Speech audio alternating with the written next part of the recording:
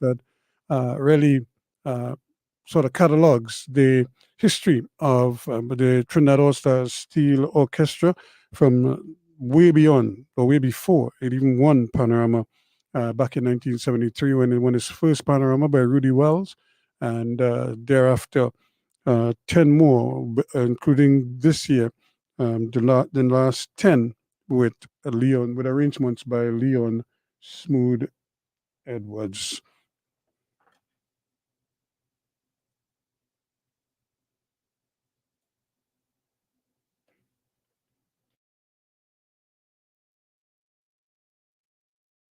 On the all that you need to know. Talk City 91.1 FM. Your address for talk.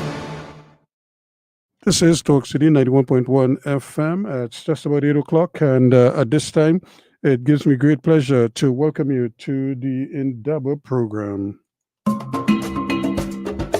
It's time for Global Africa Today. Stories about Africans from around the world.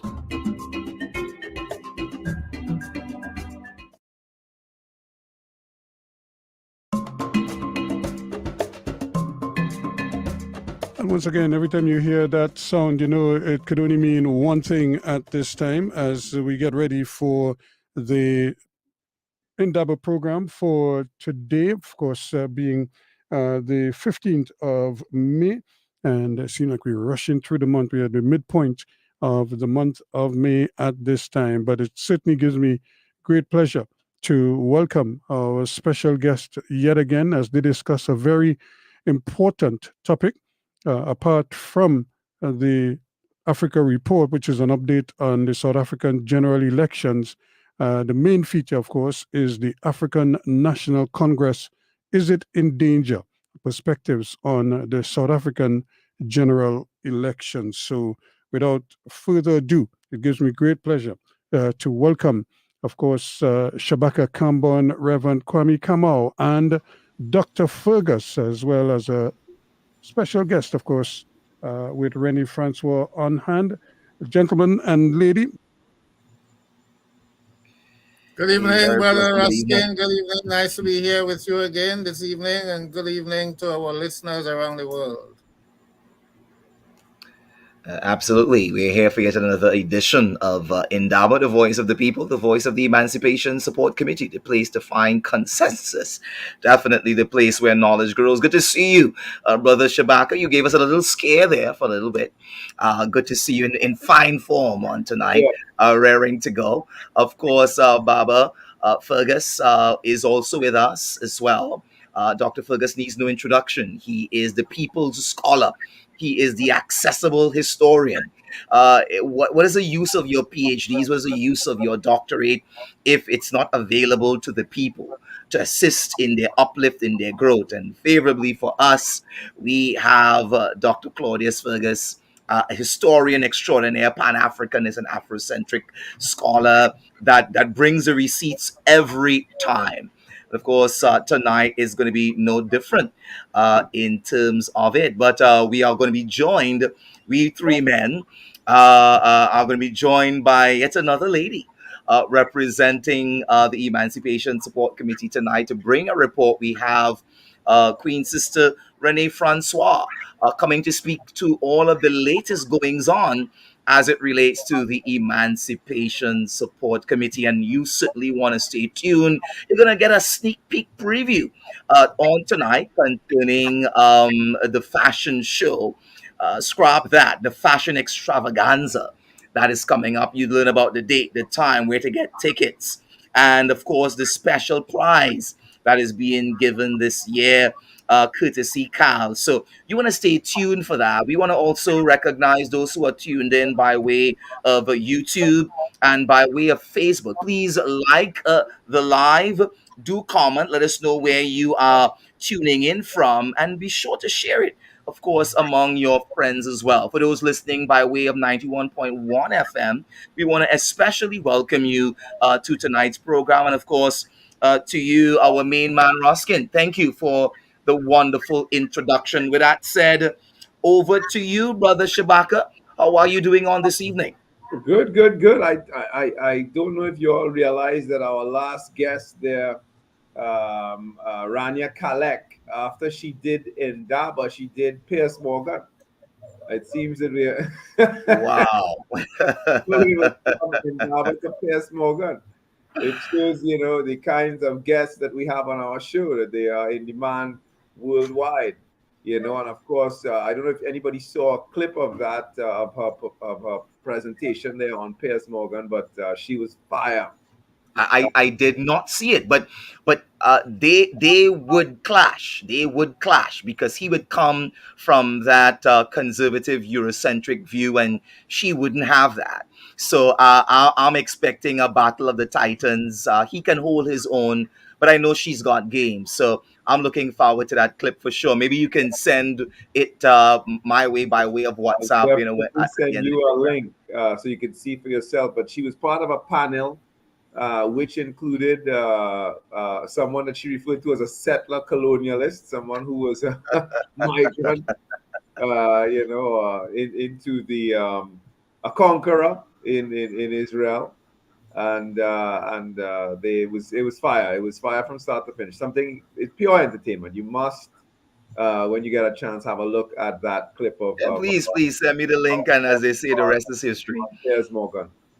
And I don't know if anybody saw the news tonight. Very interesting development tonight. An expose, an investigative report by that gentleman on TV6 of shedding light on the level of corruption in Trinidad and Tobago right now.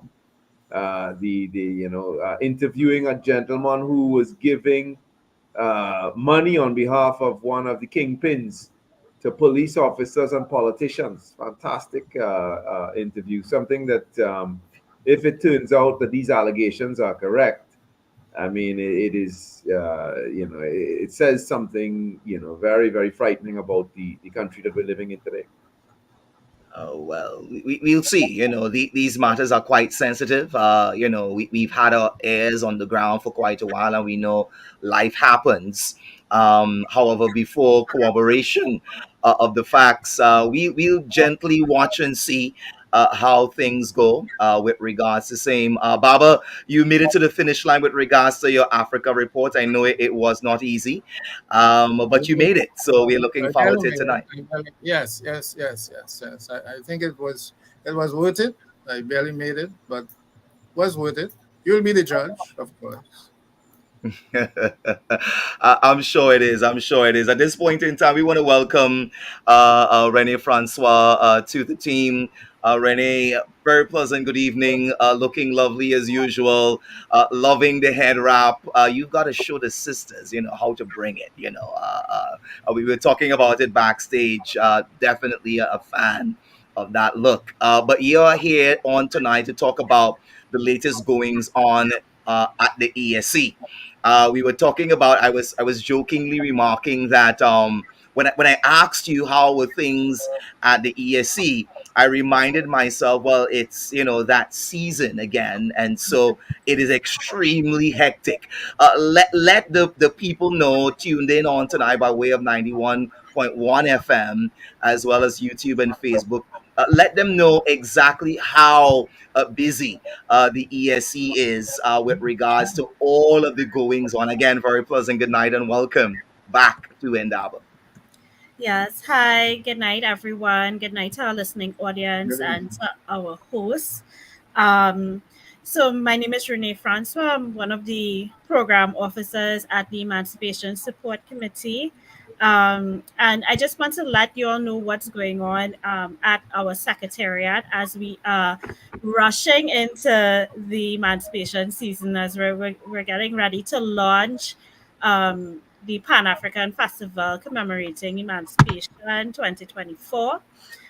So one of the first things that is coming up right away is our community mobilization and development meeting. It's scheduled for this Saturday at 3 p.m. It's going to take place virtually. The community meetings is something very dear to me just because I am the program officer responsible for coordinating and executing these monthly meetings. But this May meeting is a bit unique and a little bit more special is because we're going to start that registration process for the annual Cambule Street Procession. Everybody know it as the Emancipation Day Procession, but we have rebranded it using an African name, Cambule, African word, sorry, and it means procession. And it's an opportunity to rally our community groups together to hear what they want, to throw ideas about how we can enhance the street procession, what they're looking for, and for greater networking.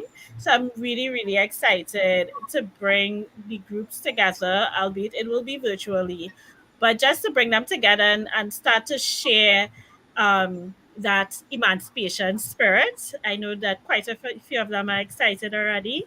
A number of them have been reaching out and saying, yes, we're ready. We some groups have their Kambule presentation already, like, conceptualized, and they're sharing it with us. So we're definitely excited about that. Then next, we have the regional spoken word competition. This really sort of engages children at the primary school level, where we give them an opportunity to recite and present um, poems, stories, speeches, calypsos that again speak to the African experience, not just here in Trinidad and Tobago, but across the diaspora. So that's going to take place next week, Thursday, at Nalis, and we have over 20 contestants taking part. It's always a really sort of exciting and endearing event to be a part of, because they come out very shy. They always a little bit unsure of themselves, but after their performance, they leave feeling good. I really last year was a really unique and I think special regional spoken word competition, because I remember there was this very young boy.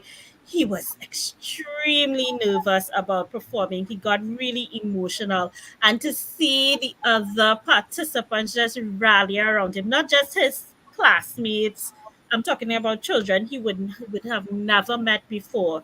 Rally around him, encourage him, tell him he could do this, and yeah, it was really heartwarming to see that kind of interaction between them. So I'm excited to see what they're gonna come with on Thursday, and then following that, we have our official launch of the festival. Is going to be held at the Murchison Brown Auditorium. That's on Saturday, the 25th. It starts at 5 p.m. It's an event open to the public. And we really want to encourage you all to come out, hear what our plans are for this year, and just celebrate um, the this emancipation season with us. It's also the launch is also being held on the same day as people call it Africa Day now. It's been rebranded as Africa Day, but in at its origins, it was called African Liberation Day. And ESC has traditionally tried to host the launch of the festival either on the date on Africa Day itself or as close as possible. It's our way of honoring, celebrating, and observing that particular day as well. Um, and then, last but certainly not the least, Reverend Kwame would have talked to you all about the fashion extravaganza. I know that everyone is really excited to come out and see what the designers are coming with this year. Um, Tickets are available at the Queen's Hall box office. It's also available at um, Queen's Hall website if you want to do that purchasing online. People can also come to the Emancipation Secretariat at 5B Boudrak Road, Maraval, and purchase the tickets there. Or you can call us at 235-5008. So if you need more information about getting tickets for yourself and your family members. Yeah. Oh, excellent, excellent, excellent. With regards to the clip, we look forward to seeing little snippets of it every year. It's getting better and better and better. I can't wait to see, what is done this year on all counts with regards to the street procession, which started with about 30 people, Shabaka, because you would have been there at the very first one. I'm interested to know what number are we at now? I know it's in the thousands. What was the latest number in terms of the size, the sheer scope of the street procession from the very very early days when we were engaging it to now? There has been phenomenal growth. Can we speak to that issue in terms of how many persons come out? Because for those listening, especially outside of Trinidad and Tobago, they may be thinking to themselves that it's a few persons coming, on the street to engage in African regalia and culture and drumming and all of that wonderful stuff. But I absolutely promise you, it is like something that you've never seen. And if you've seen glimpses of carnival, I want you to think about carnival within an Afrocentric context where the streets are awash with everything Africa on that day. So we really come a long, long way in terms of that. I don't know if you all have that number, but that'll be an interesting number to share. Just by way of that, what you talked about in terms of the spoken word competition, little bargaining rights. I had a few of my students in the winners row with regards to that over the years. So I look forward to seeing what these amazing children would do. And it's a wonderful way, as you said, to keep the culture alive and to keep the traditions alive. Of course, African Liberation Day, the 25th. And last but not least, this amazing fashion extravaganza. So tonight you have a clip. We were promising one last week, but one was not available for the having. You all were keeping it, in the kitty, so to speak. Are you ready to launch your clip on today? Just to give a little sneak peek preview in terms of what's coming up. Right. So this clip is indeed a little sneak peek. Please, it's gonna give you some more information and just reiterate the information I would have shared previously. And we want to encourage persons to join us next week as well on the Indaba program, because every week we want to be able to share with you what we plan to do, and you get some more information. You see some um, more promos, amazing pictures, more updates. And right before I go, I just want to encourage people to please visit our Facebook page. It's the Emancipation Support Committee TT, or our Instagram is the same social media handle. Please visit our social media pages, is where you're going to get the most up to date information about what's going on for the festival. Yeah. Thank you. Thank you so very much. Good having you always. Yeah.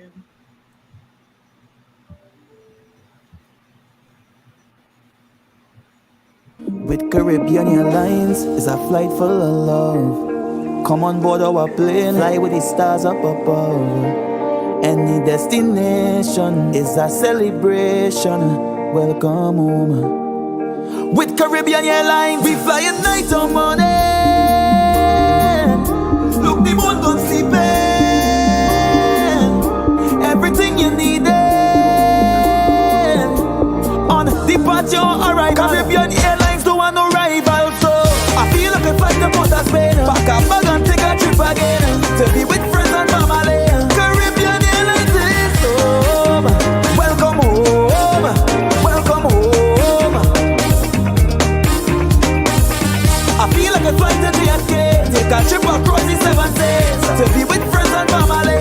Caribbean Airlines is home. Welcome home. Welcome home.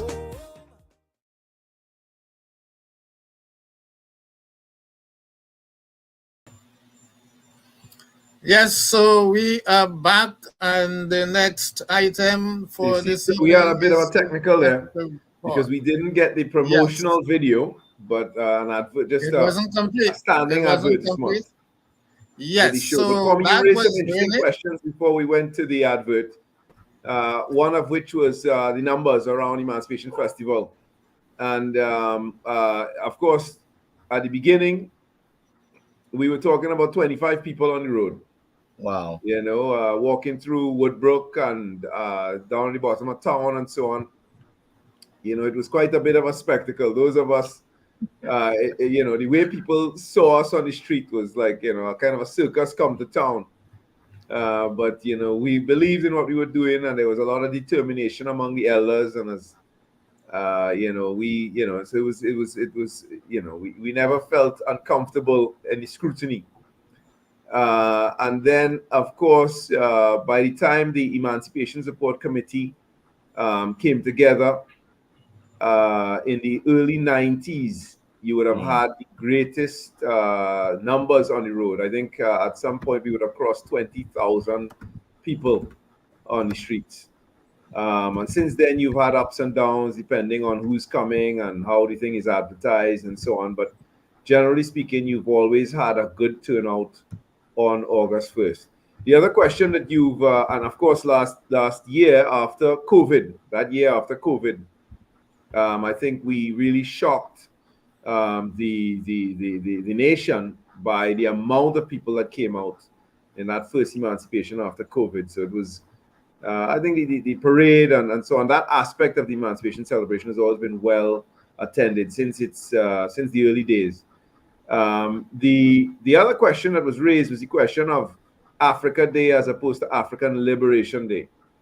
I just want to say that across the Caribbean, the consensus is among the Pan-Africanists that we would continue to use African Liberation Day, not to decontextualize the day from its history, not to remove it from its history, not to decontextualize it. That's really important for us to remember what that celebration is. It's the end of colonialism on the continent. In the same way that independence, in a way, has been decontextualized for us. It's about a military parade and the flag and the anthem, but we don't really think about what we are moving out of, what we are escaping, what we're ending. There's not enough discussion to contextualize our independence celebration for the people, and that is one of the most critical events in our country. Certainly not thought of and dealt with in the way that it should be. It's something for us to think about seriously moving forward into the future. So those two issues, I thought it was important for us to touch on. I'm still waiting for confirmation about our guests, but I know we're going to go to the Africa report first. So perhaps by the time that is finished, we will have our international guest tonight. We're supposed to have with us a representative of the South African shack dwellers movement, a representative of a major South African trade union, and of course we did extend an invitation as well to the director of the Chris Hani Institute in South Africa. And all these voices were supposed to share with our guests something of their perspective on this historic election, where for the first time it doesn't seem that the African... Okay, Shabaka, we need to go into the report now, otherwise we would cut into the lotto and deprive the radio listeners of the... Dr. Fergus is still muted. Report. So Renee, bring up the report, please, without any further ado. MK Party founder Jabulani Khumalo has written to former President Jacob Zuma and requested that the IEC urgently removes him as the face of the party and its president. It quotes, he occupies these positions fraudulently. Let's find out what's going on. Samkele Maseko is on the line just to give us a little bit more about this. That's a report on SABC television. About 6 weeks ago, the Africa Report previewed the general elections in South Africa, now exactly 2 weeks away. Actually, voting begins this weekend for expatriates in 111 countries. We promised an update if developments warranted it. There have been some very interesting turns in the political landscape since our last report, which we would highlight in this edition. But first, let's be reminded of South Africa's electoral structure. South Africans vote on a proportional representation or PR system. They vote for parties, not individuals. Prospective parliamentarians are selected by their parties and the lists submitted to the Independent Electoral Commission, the IEC, before the elections. The 9 provinces are specially catered for, which allow smaller parties to be competitive against the larger national outfits. The party with a parliamentary majority in the 400-seat legislature usually nominates its leader for president of the republic. In this report, we will see how this tradition is wreaking havoc in the newest party, Umkhonto we Sizwe, or MKP, which has a registered leader in Jacob Zuma and an executive president in Jabulani Khumalo. According to the latest polls, the most likely outcome of the 2024 elections is still the defeat of the African National Congress, or ANC, which has ruled South Africa since the first democratic elections in 1994. The situation has triggered an unprecedented move by political leaders to explore possible coalitions and alliances, having witnessed the potency of coalitions in the recent elections in Senegal. But why has the ANC fallen out of favor with the masses? The ANC is the oldest political party in South Africa, and perhaps the oldest in Africa. It originated under the name South African Native National Congress, SANNC, in 1912, and assumed its current name in 1923, 100 years ago. The party has been emblematic of the struggle against apartheid in all its forms. The party should have easily capitalized the coincidence of the elections falling 1 year after its centenary year as a catalyst to rally the masses under its logo.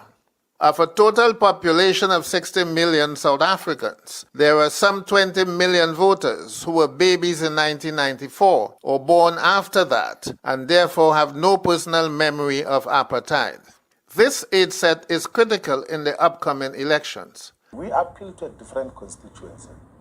We appeal to mostly younger voters, like all the statistical and polling illustrations have demonstrated the simple fact that a majority of young people, they say that this is our organization as a generation, which is going to carry us into the future.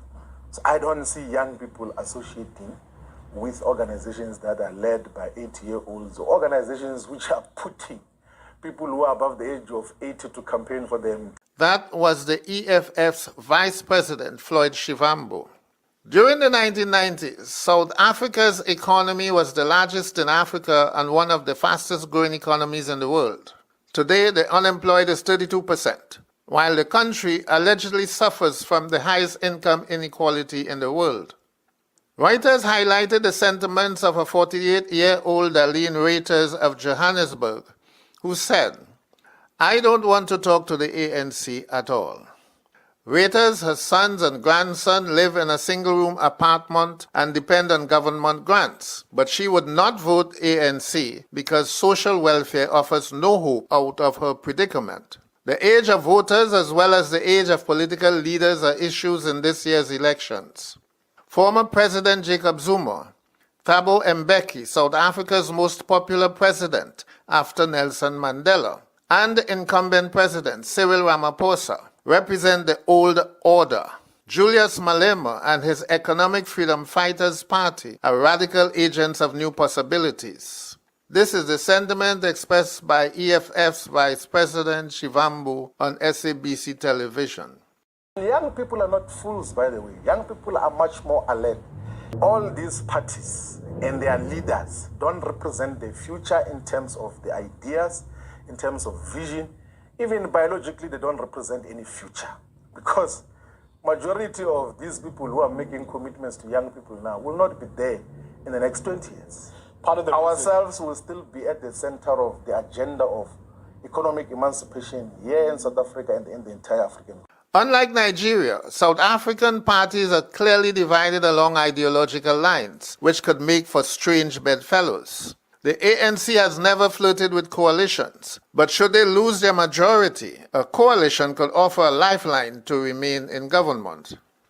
In their preliminary discussions with the ANC, the Democratic Alliance, South Africa's second largest party, emphasizes job creation over the ANC's focus on expanding social welfare. In their overtures with the ANC, Malema demanded the finance ministry and the implementation of appropriation of land without compensation. but he favors the deepening of ANC's social welfare to the extent of extending free public services for the poor and the financial grants to unemployed university graduates. Perhaps the most interesting turn of events are the fractures in Umkhonto. Last month, Zuma expelled party founder Jabulani Khumalo from the party for unethical conduct and even accused Khumalo of being an ANC spy. Zuma is the registered face of the party but was never a member of the party's executive. Last week, Khumalo defied the expulsion, declared that he was the president of the party, and proceeded to suspend Jacob Zuma, accusing him of dictatorial action for not following procedures enshrined in the party's constitution. Khumalo argued that while he agreed to Zuma being the face of the party, he was never the party's president. Khumalo also called on the IEC, that's the Electoral Commission, to remove Zuma from the parliamentary list. Being on the parliamentary list is the only ticket to parliament. Umkhonto is hoping to sweep the elections in its home province of KwaZulu-Natal. It was initially this prospect that was most threatening to the ANC, but the crisis in Umkhonto may be a lifeline for the ANC. Furthermore, the MKP will be in a face-off with the popular Inkatha Freedom Party and the EFF, which received over 300,000 KwaZulu-Natal votes in 2019. The IEC Electoral Commission has conceded that Zuma will remain as the face of the party, but strongly objects to him becoming a member of parliament. However, it is the Constitutional Court currently sitting on the issue that will rule on Zuma's eligibility to serve as member of parliament. While the court's decision may not impact the outcome of the elections, it may trigger numerous lawsuits, whatever the results of the elections. Last week, Thabo Mbeki took off his elder statesman cap and hit the campaign trail, canvassing for votes for the ANC, especially in Umkhonto's stronghold of KwaZulu-Natal. Do South Africans deserve new political leadership? Will the pollsters be proven correct? Or will Cyril Ramaphosa pull a rabbit from his political cap and serve a second term? The Africa Report will be back on this topic after.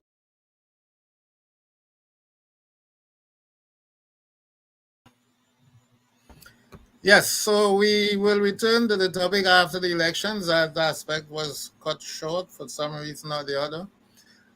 We have to return because South Africa is a very, very crucial country. We know that it was one of the oldest under colonialism and the last major country to be out of colonialism as well. That is the formal aspect of colonialism I'm talking about. So this is very important. The country has remained relatively stable under elections conditions, so we shouldn't be thinking about, the violence that rocks some of the African countries on the eve of elections and even post-elections, when perhaps it's even worse. So we look forward to what's going to happen. Whatever happens would be interesting, really, whatever happens. Change of ANC or a coalition with the ANC, whatever happens. Over to you guys for your comments. Well, Doc, I think because we don't have our guest tonight with us, the onus is upon us here to have a discussion based on what we understand through the people that we've spoken to on the ground and the material that we've been able to consume. I think we can start with that part of your report which speaks to the conditions on the ground. So let's just to help our listeners to understand the reality of South Africa. We're dealing with a situation right now, 3 decades after the end of apartheid, where millions remain excluded from economic opportunity. Unemployment is at over 40% in the country. For the youth, that rate is over 60%. More than a quarter of the children under the age of 5 have stunted growth due to hunger and malnourishment. The country has one of the highest murder rates in the world. And according to my discussions with both the member of the Shack Dwellers Association and the trade union movement and so on, the police force is extremely corrupt and violent against its own people. And they gave me examples of the way that they are treated. They feel like if they're in the United States of America. Sorry to disparage the United States of America tonight, but unfortunately, they are the poster for police violence in the world, and of course, usually on black bodies or non-white bodies. And the South Africans actually think that their police service is no better. So that should tell you what the extreme circumstances that that South Africans are exposed to 30 years after the end of apartheid.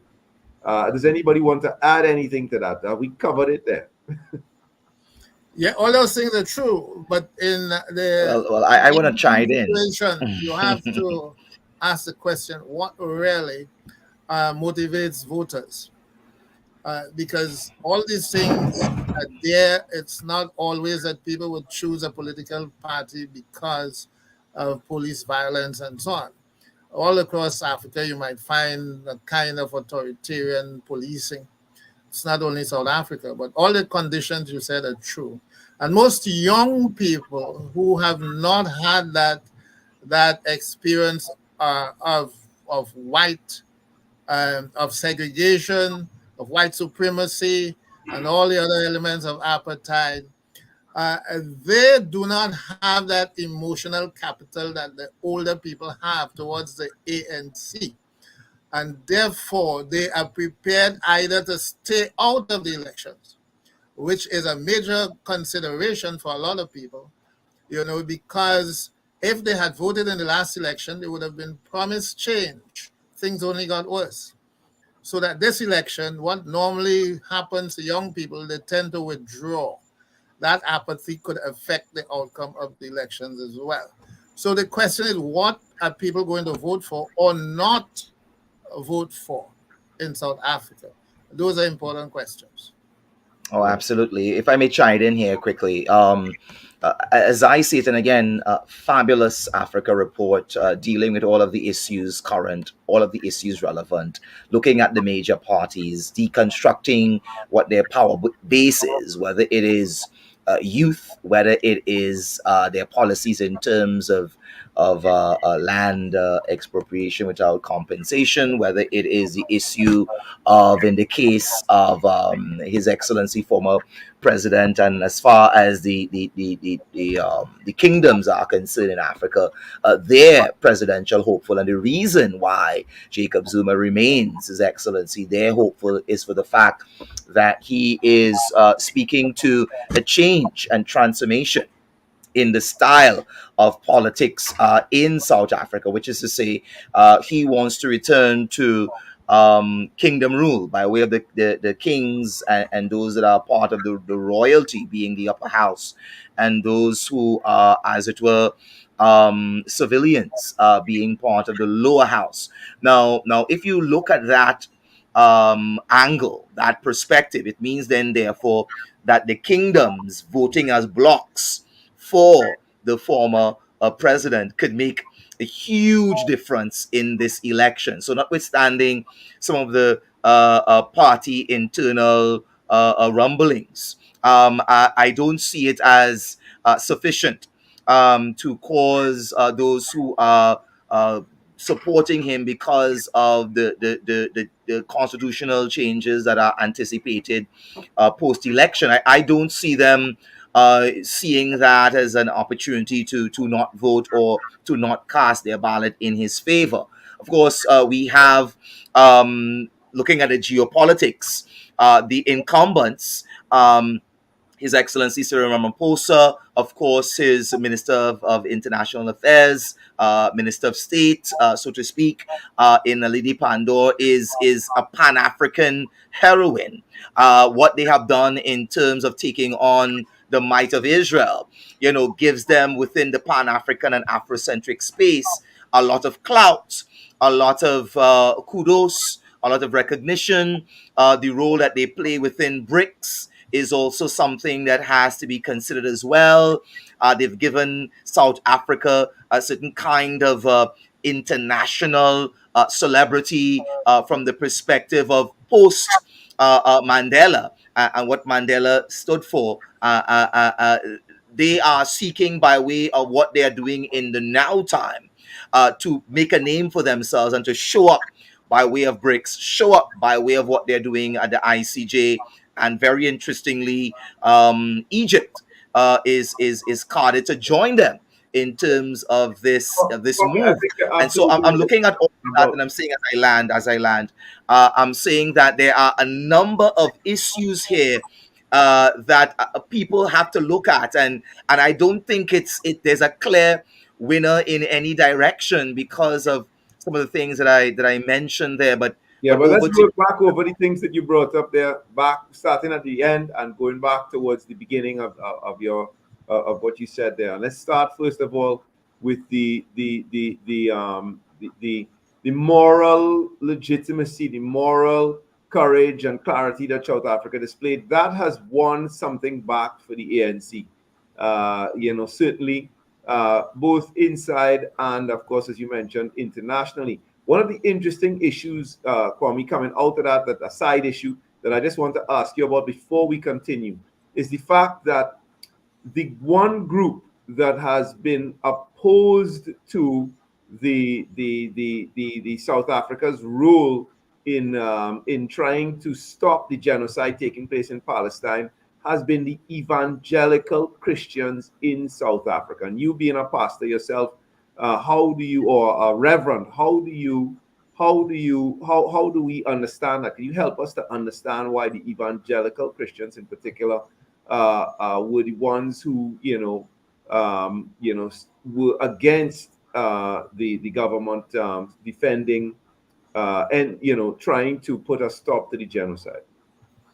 Before very you interesting. Go ahead. answer, Kwame, I think the fundamentals in any elections we are avoiding. You see, BRICS and the international reputation of South Africa and so on would not put bread in people's basket. They would not put money in people's pockets. And in the final analysis, it's about bread and butter issues. And if you, as you said in your introduction, Shabaka, and up to 60% of people are below the poverty line, how does BRICS, the glorification of involvement in BRICS and the international court judgment impact on people who have nothing to eat and don't know where the next meal is coming from? So those are important, very important issues. And I do not think that Zuma is as popular as people want to believe, or as he wants people to believe, because Zuma's popularity is restricted to KwaZulu-Natal. Outside of that, I don't think Zuma has much currency in this election. I really don't think so. Yeah. The party to watch is the EFF rather than the MK party, so that the ultimate result, I'm going to predict, the ultimate result would either be a narrow margin for the ANC, very, No, very I think small. you're jumping the gun with the prediction.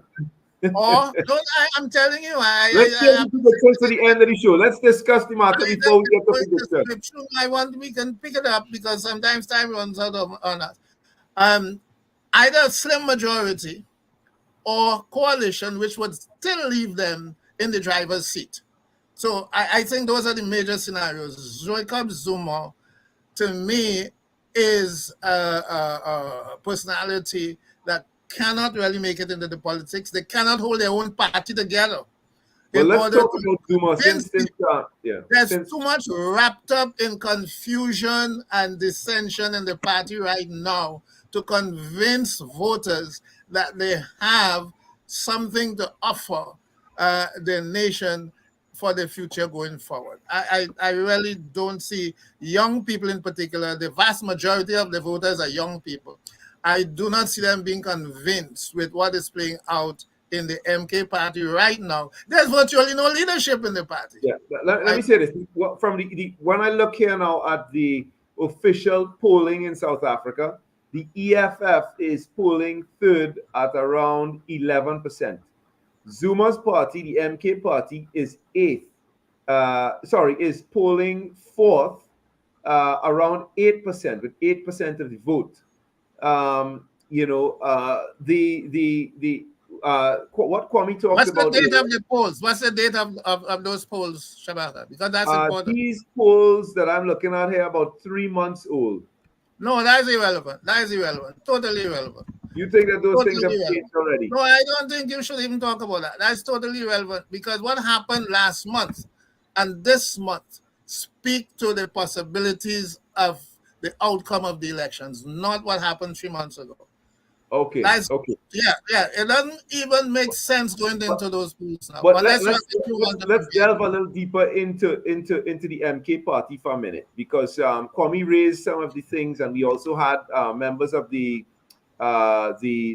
royal community on the show talking about their endorsement of MK. I've spoken to trade unions who've endorsed MK. Let's try to analyze what the politics that was before the confusion and the breakup. You're not taking me on at all. That was before. I hear you. I think that's important. So if I may. Yeah, I get it. I get it, Baba. Yes, the party I get it. organized right now. Nobody knows who is leading the party. Well, if I may. I know you're interested in the outcome. I'm interested in helping our people also to understand. Yes, but the party, you have to look at the status of the party right now. I have no doubt that what you're saying is correct. We are with you. We are with you, Baba. If I may, very briefly. So let me start with Zuma. Let me start with Zuma, and then I'll speak to the international politics. All right. His Excellency, former President Jacob Zuma. So I'm going to put respect on his handle. So with regards to this figure, again, if we were to look at it through the lens of local politics, people within, as it were, the red party and the yellow emblematic party, that's how I refer to them on tonight, so as not to call names. They have internal wranglings all the time. As a matter of fact, they may have very, very bitter internal wranglings. And sometimes you would think that based on the internal wranglings, that's it for the party and their base is not going to show up. However, they continue to show up because tribal voting is real in Trinidad and Tobago. Anybody saying otherwise just has been studying the politics. As I land, because it's important. Don't land yet. Sure. I'll let you continue flying, but just take a pin. Right? Because when you're talking about contention within party and so on, don't forget the MK was formed only in December. It's not even a year old. So they have faced no elections, not even local government elections, and therefore they have never had the opportunity to have the kind of confusion they have and patch up and survive. So that is out of the question completely. Right? So okay, go ahead. I'm taking that critique, but again, the reason why I reference Trinidad and Tobago is not so much only because of the fact that there are internal wranglings in the both major parties.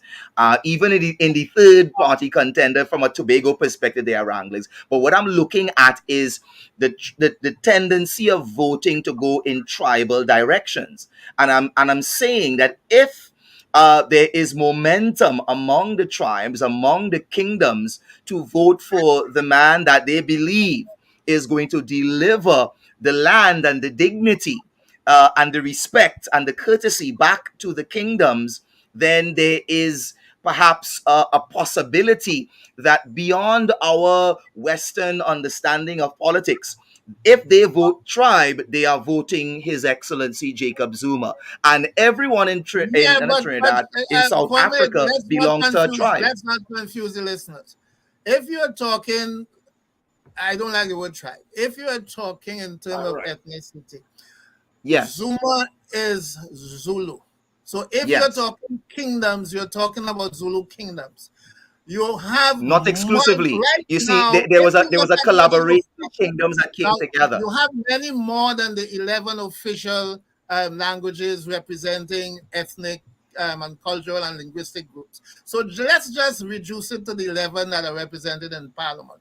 Take off English, take off Africans. You have 9, right? And they are not Zulu. They're not Zulu. So if But you are saying the there's a king, the what I was Baptist, saying, what the I was saying, kings, and I if didn't you get to are saying finish. because of ethnicity, I get it. the I get royals it. are But going to back Zuma, you have a mismatch there between ethnicity and the political reality on the Yeah, ground. Doc, There's a what I think mismatch. what Zuma is attempting to do, or what his platform, part of his platform, is to place aristocratic authority. That is the authority of the royal kings that Reverend Kwame is referring to place aristocratic authority over the authority of elected members of parliament. That is, we are, and that in itself could well be a very backward move for the country. I think we're talking about it as if it's necessarily a good thing. To go back. I personally support it because of my style of Pan-African politics myself. So that's on me. But with regards to what you're saying, I'm making the point, and I want to correct the narrative. This is not a Zulu move. This is all of the royal kingdoms coming together and saying, at the level of the leadership, that we are interested, just like in England has a constitutional monarchy, just as in Europe you have constitutional monarchies, and they are doing very well. Notwithstanding that they are doing very well because, of course, of some of the politics and the economics where Africa is raped and robbed.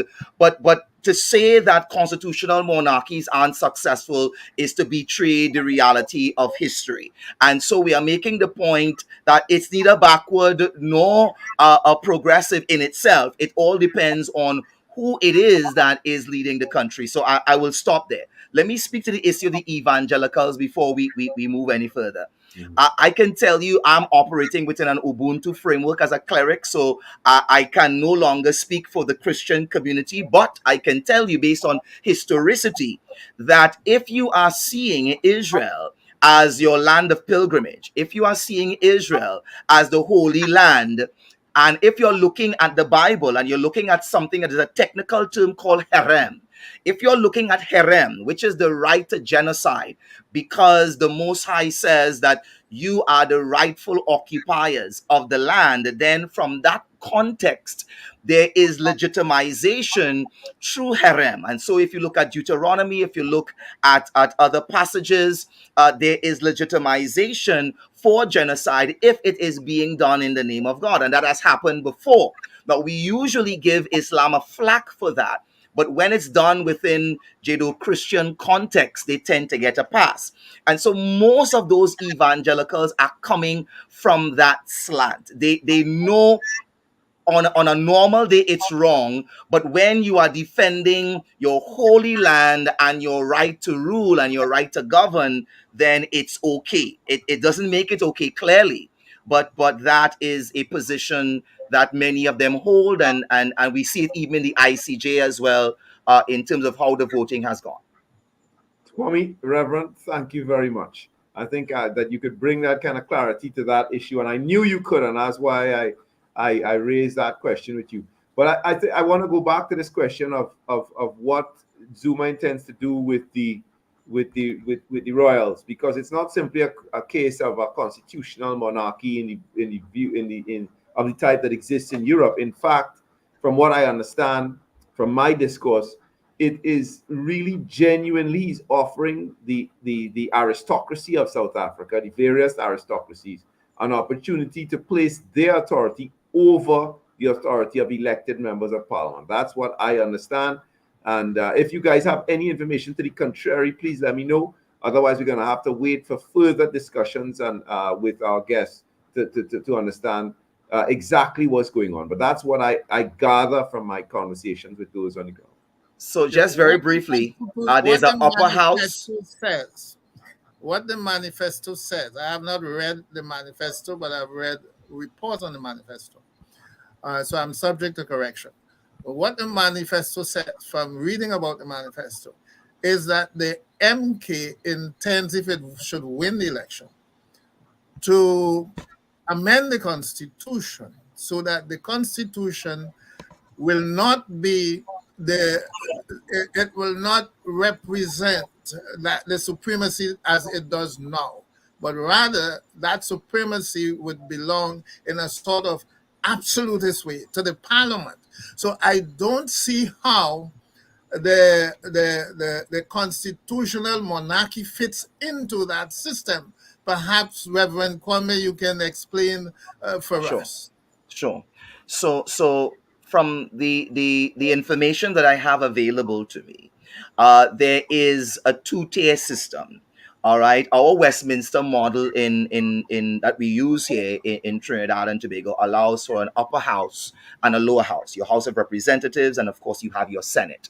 What the founding party, that is the South African Native National Congress, the first constitution that was put together in 1919, that constitution states categorically that your royal monarchs, as it were, your kings, your princes, your chiefs, they would form what you call the upper house within that parliament, within the party representation.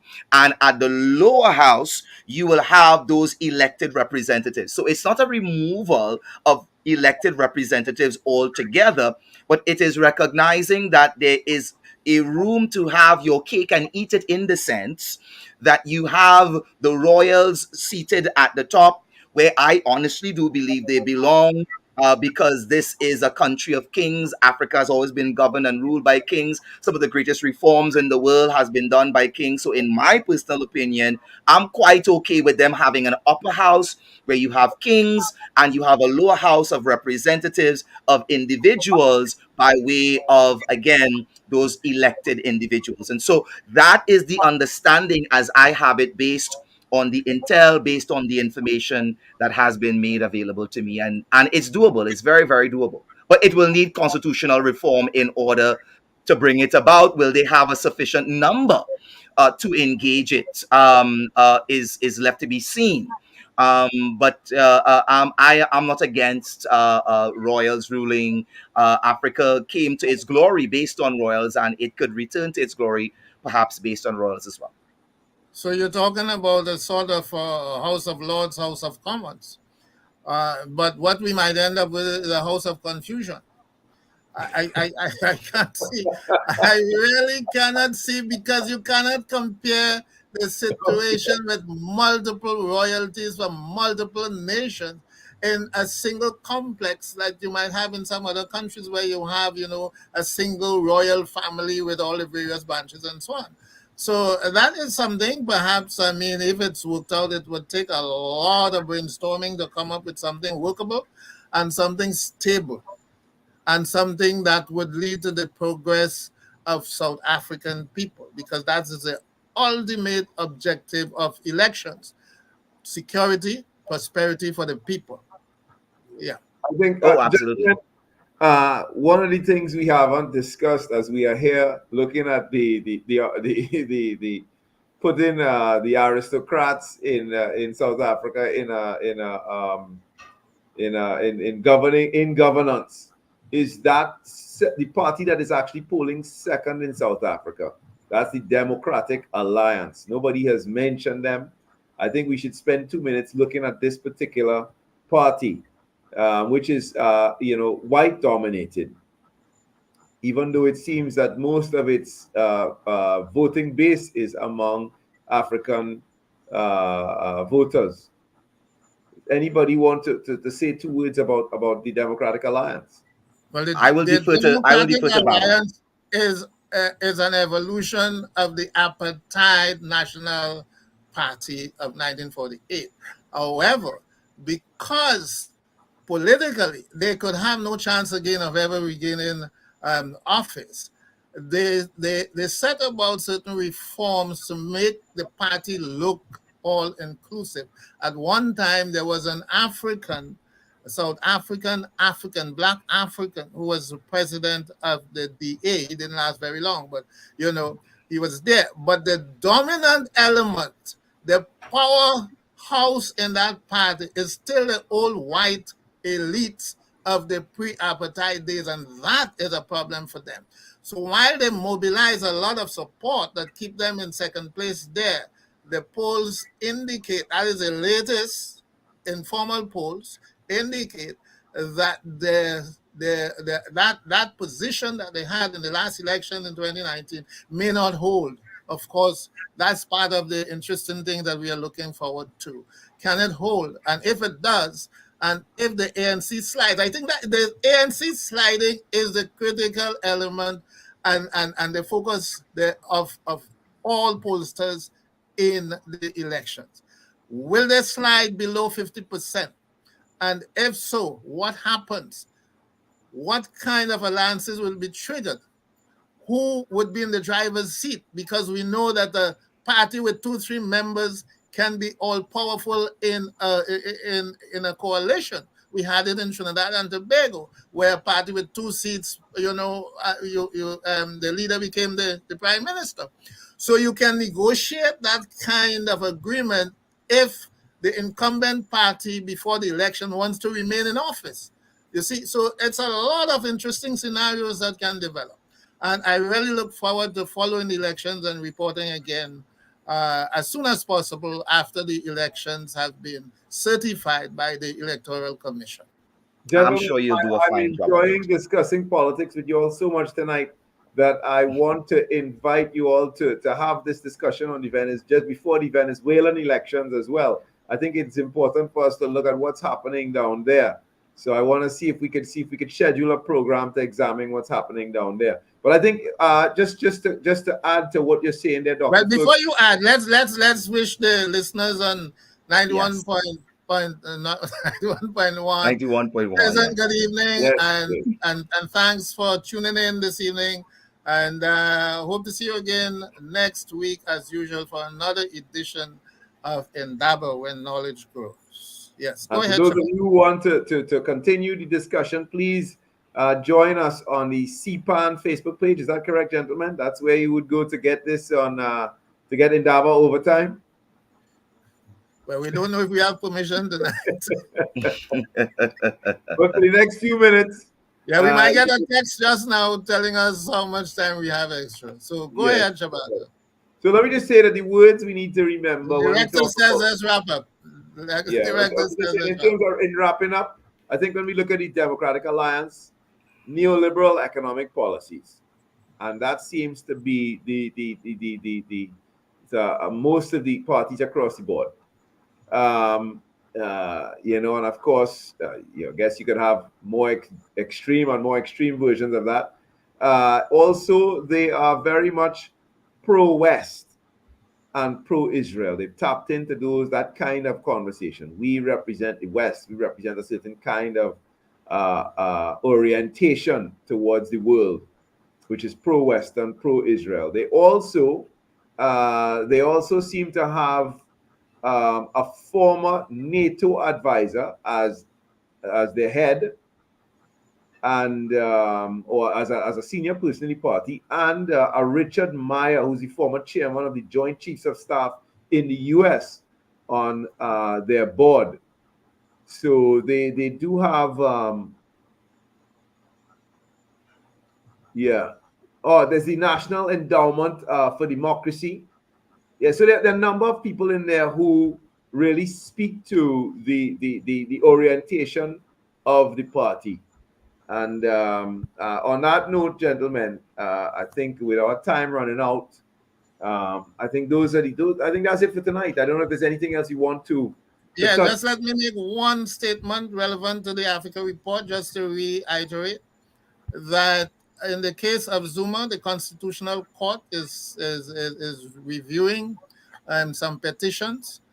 They may rule before the elections, but even if they don't, I don't think it will affect the elections. But it would affect what happens after. That is, the court has cleared Zuma to be what we can call a candidate. That is, to remain on the list. But the big question is now, if the party should win,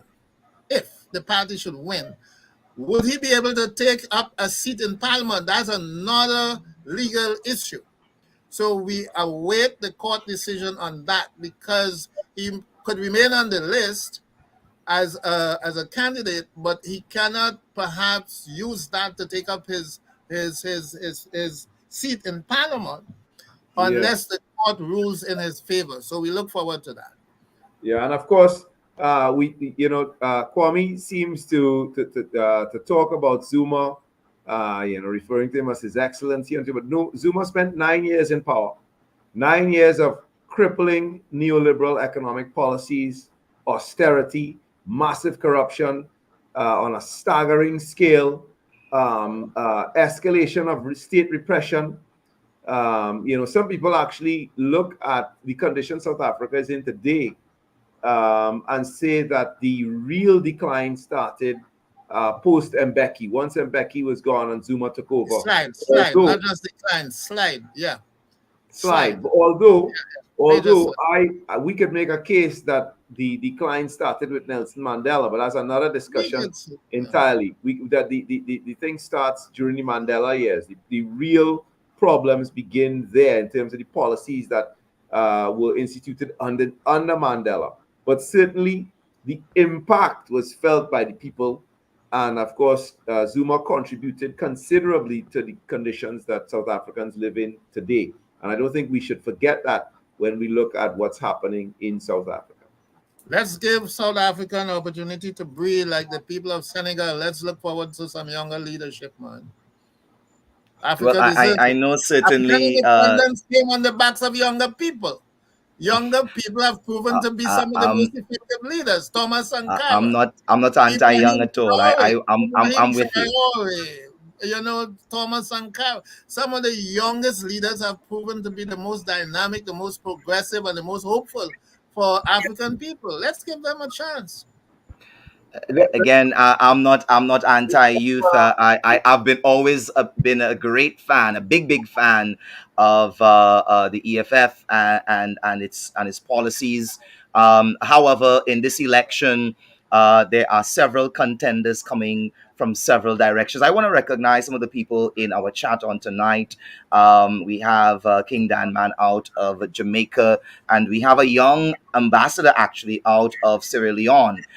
Ibrahim chiding in on tonight and certainly supporting the program and encouraging the very vibrant and robust discussion. Of course, we would thank you to like, we would thank you to share as far and as wide as possible. With regards to my closing comments before I bring the curtains down, it would be I want to ask you a controversial question. Both of you, a controversial question before we go. Sure.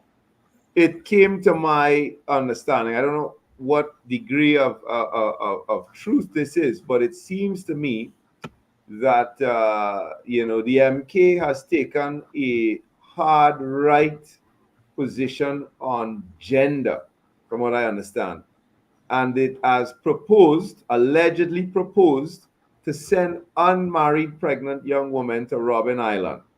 Has anybody heard anything like that, or is this no? That is unsubstantiated reports coming from nowhere. So please ignore that. But for all intents and purposes, I want to make the point clear that in wanting to talk about the international dimension to politics, a little closer to home, there are some politicians who, notwithstanding the fact that some of the people on the ground don't like how they engage in local politics and how they treat the locals, the very people themselves. They are not seeing the kind of growth and development. They may accuse them even of tyranny and that type of thing within the Caribbean. I will call no names. I'm way too diplomatic for that.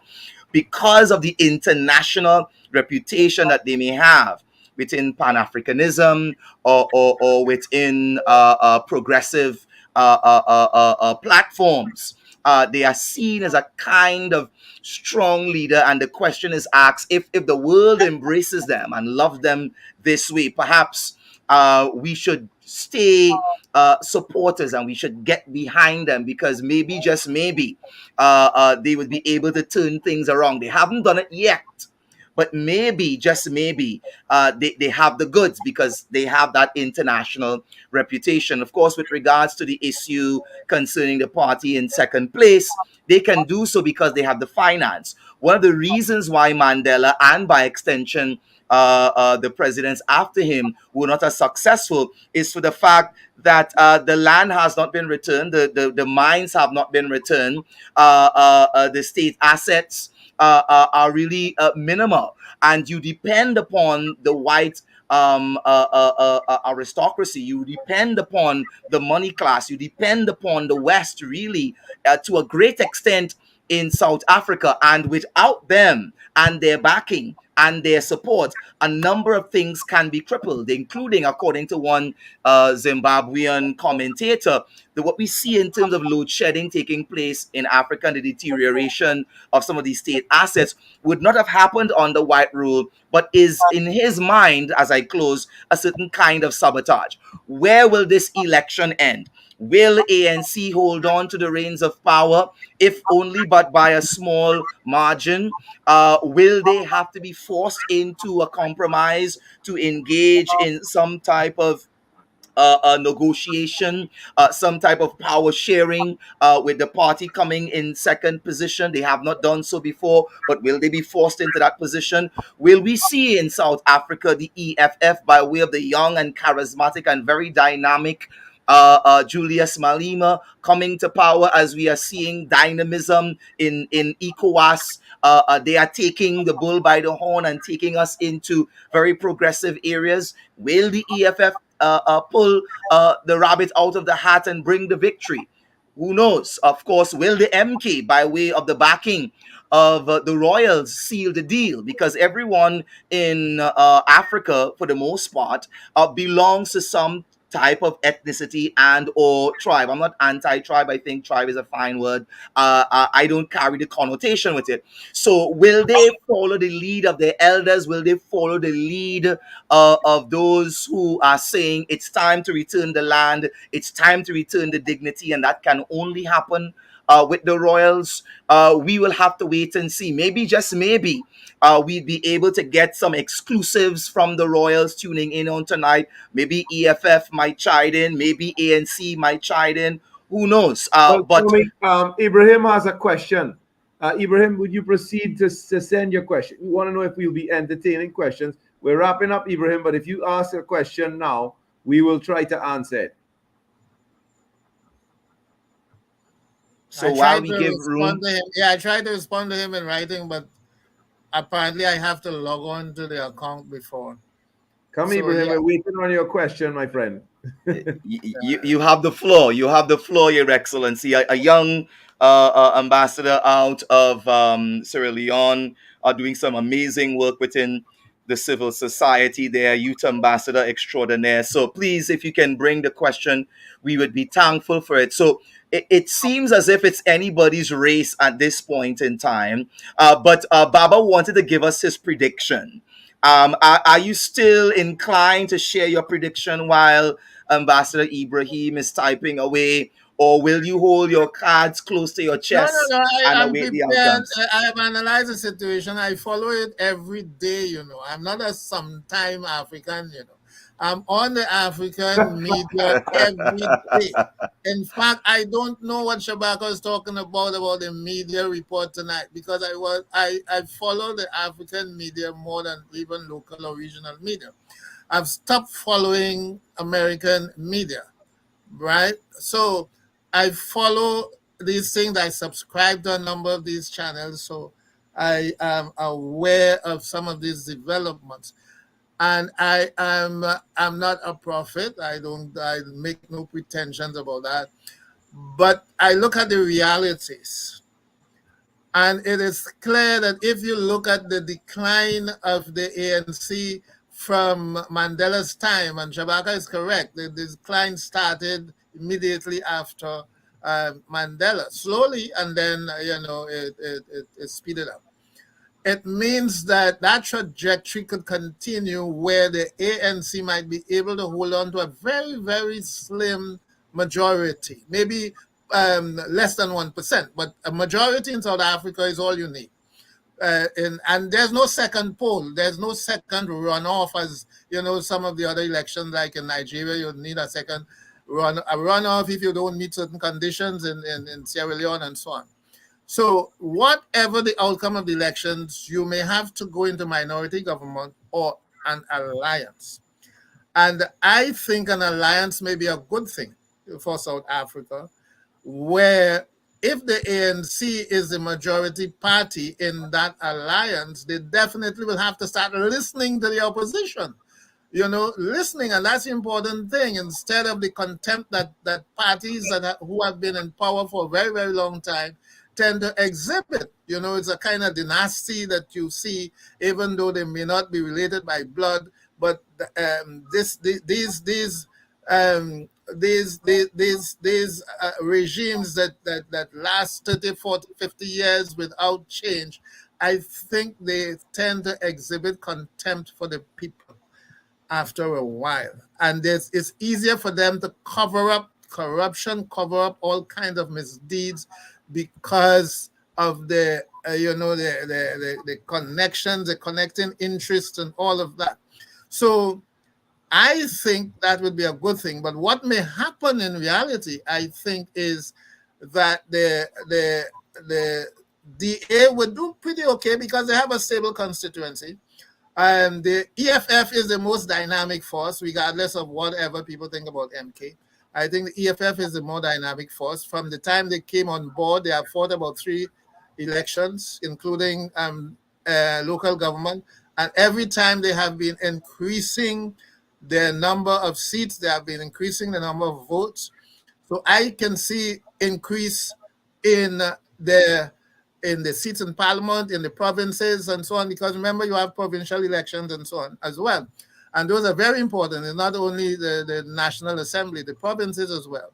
And the EFF control a few provinces, including the major province of Gauteng. So they control some very important polities as well.